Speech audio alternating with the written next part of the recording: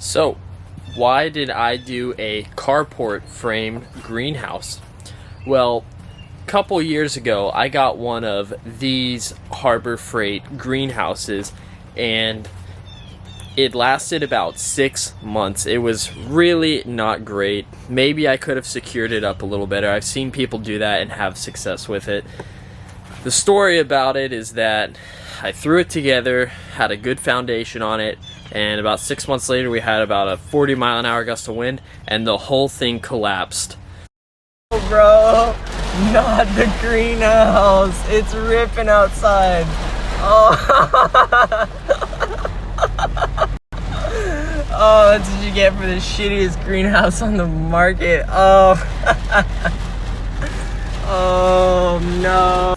And I did not want that to happen again. We wasted money, we wasted time, and so the time came to when I was able to afford a nice greenhouse, and so that's exactly what we did here.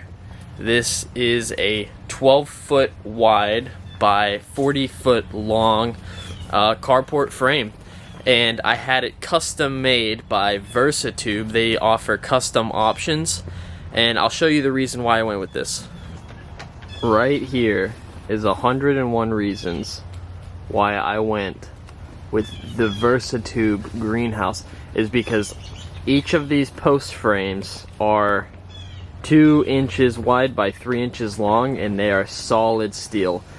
When I had to drill into them to put in all of the screws, it was very difficult drilling into those things, and so I didn't want this greenhouse to be blown over by any wind or anything like that.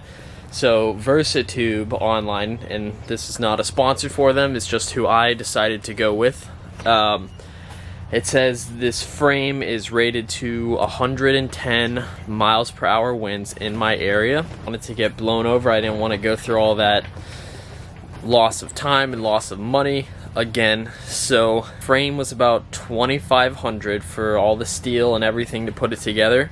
I had a good experience with that. It took about a couple days to put together, and then we had to do these benches all the way down here, which we did out of pressure treated wood, and I'll show you a little bit of what that looks like. Really simple design. What we did was we mounted these baseboards all the way down the edge, all the way down on the sides here, and then basically we measured out. So I believe these are 4 feet, 4 feet, and we have roughly 3.5 feet here in the middle for walking.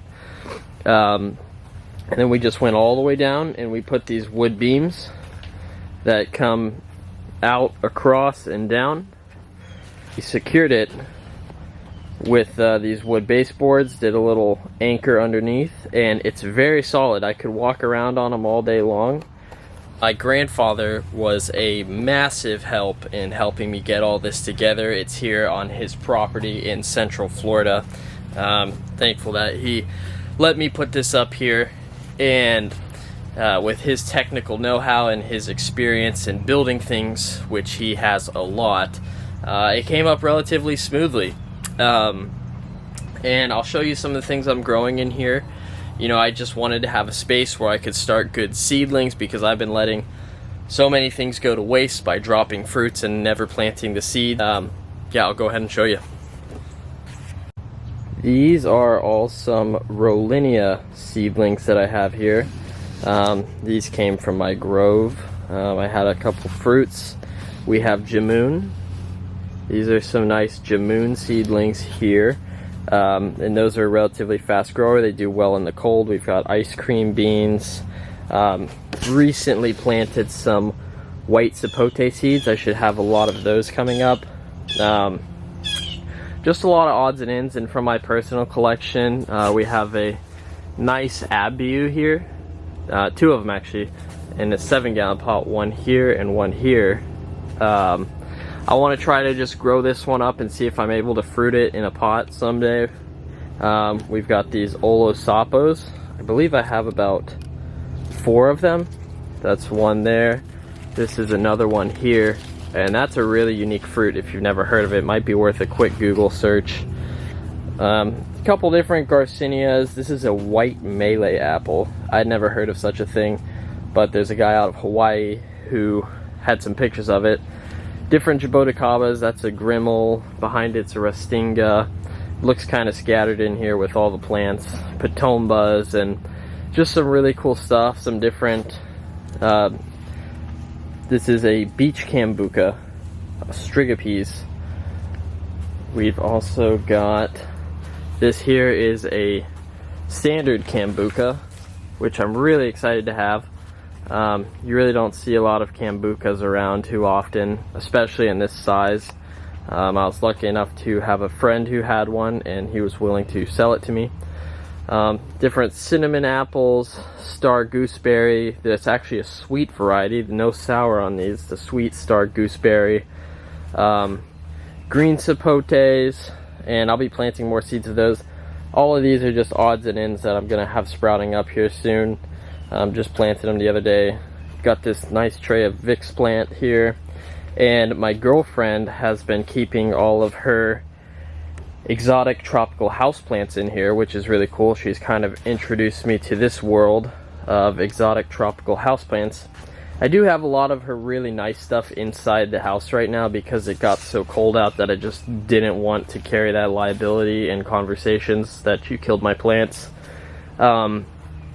But they did pretty well in here. It's been pretty cold in Florida the last couple days. We are in mid-January right now. Here in Central Florida, during Christmas Eve and Christmas Day, it was like a record cold. It was really tragic. I think everything's gonna live. Some of the things inside of the grove are looking a little leaf burned, but you know, the scratch test, you scratch the bark and it's green. Keep doing that. If they stay green, you have a good living shot at them making it. Everything in here did pretty fine because I've been using these propane heaters, and these things get really hot. I have two of them. I only have one in here right now. I'll run just one of them on a mildly cold night. If it gets under 40, I'll usually run one on low all night long. If it's, you know, dipping down to the low 30s, I'll usually have two of them in here, and they seem to work great. I'll show you what we did for the irrigation. So it's actually an orange grove where I have the greenhouse in here. So we just tapped right into the line with an on and off valve there in case I don't want it to get overwatered or underwatered. The line runs all the way down through this whole orange grove, and it's got a really powerful well. Super thankful to have that set up there. And we just have it going straight in here. It runs up, I'll show you. It runs right up along this and all the way down, around and back. And we have little mister-like sprinklers that are about every 1.5 feet all the way down here, so it gets a really nice misting. Nothing too heavy. It's not pounding down the leaves with water, but it puts out a good amount. Really happy to have that. And I got a whole extra spool here if I ever need more irrigation in here. What I've been doing for the end caps, because it was a really close call. They were pretty short. I got a 6 foot wide and 6 foot wide, thinking that it would work well and it would just be just enough, and it was. I have about this much of overlapping on these end caps, so I have these little clamps all the way down. I did Velcro on it, but doesn't hold very well. Wouldn't recommend it. I would just go ahead, and I got these from Harbor Freight, a lot of these little small clips, and they're about $1 a piece. So I went and I just threw as many of them as I could get. I got about 20 of them for both sides, 10 on each. And there was a couple nights when I didn't have enough of them and they were blowing around and the end caps blew open.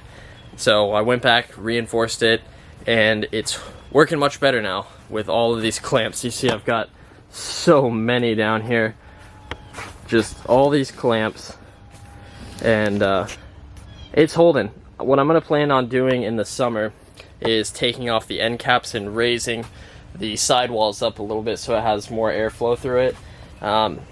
If the end caps are off, generally you have pretty good airflow, I think if you're in a range where you're looking at getting a greenhouse and you're shopping around, I think this is a good alternative. I've seen a couple people do it.